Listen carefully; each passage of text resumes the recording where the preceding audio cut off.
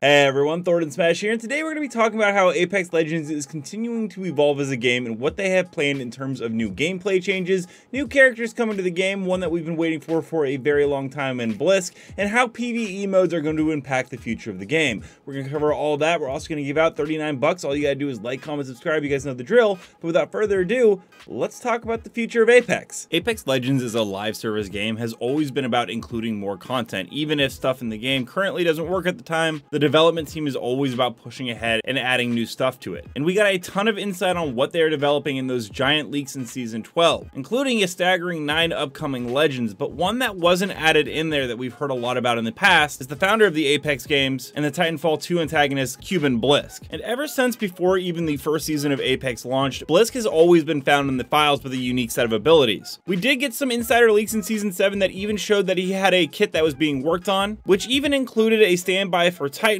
which would summon an auto titan to suppress an area. And we actually got to see this firsthand from some early playtest footage on the Nintendo Switch that Bias12 uploaded, where you can see a titan drop down and suppress an area. It won't move or anything like that. You can't pilot the titan. It's really just an automated turret that is put down. But I'm sad to say that since that insider leak, unfortunately, Blisk is actually listed as offline, which seems to indicate that he is no longer being worked on. That's not always the case, as Jericho, another legend that actually just popped up in a mobile trailer as an announcer, was also taken offline, but we know that some of his abilities were actually moved into another legend, Newcastle. But we know to some degree that Blisk was recently worked on for Apex Legends, as Ezra actually showed the map room that devs have access to with 2 Titanfall batteries, which we actually had leaked from a developer back in Season 9 as well, and then showing textured hands and models for Cuban Blisk. What it does look like happened to Blisk though is that his old abilities were actually shifted a little bit into another leaked legend called Jester, who was originally intended to release with Titanfall 2 but was cut at the last minute, who is a simulacrum, and as you can see from his ultimate ability, he's able to call in a pod, which is fairly similar to Blisk calling in his Titan, and it will actually have specters come out of the pod and suppress the area. However, it also looks like his ultimate may have got moved into a tactical for another leaked legend known as Caliber. It is an automated sentry turret, very similar in function to how the Titan would work. Obviously, it looks quite a bit different though. But then what happened to Blisk's Titan, and will it ever have an impact on the game? The new director of Respawn actually let us know not too long ago that they have tried adding Titans a few different times, which gives some credibility to Bias12's leak as well, but there were some balance issues that bringing Titan to the game has been an issue for, but that doesn't mean, as they said, they're not going to find the right solution, because they're looking to making the map bigger, as we saw with Stormpoint. And speaking of that giant Stormpoint map, we do know that we are getting an element that would match the size of a Titan, Goliath, which very well could be part of a boss battle for a PVE mode. But Shrugtal also let us know that there is some code for a game mode for an upcoming event called Drop Down, where we will be fighting specters in a wave defense kind of way. And there is a lot of evidence suggesting that we could get a PVE mode versus Cuban Blisk himself, as Ezra also showed us an upgraded version of the softball. This is different from the one that we saw in Titanfall 2. It looks modified for Apex Legends. We also know that they have reworked some old stuff that was datamined, such as Kralrindo finding an ammo box, which originally was thought to be a survival item and could always end up happening, but Caliber, who also looks like he got one of Blisk's abilities, well, his ultimate actually allows him to drop that very same ammo box. For the most part, a lot of things that end up getting data mined or leaked, we actually end up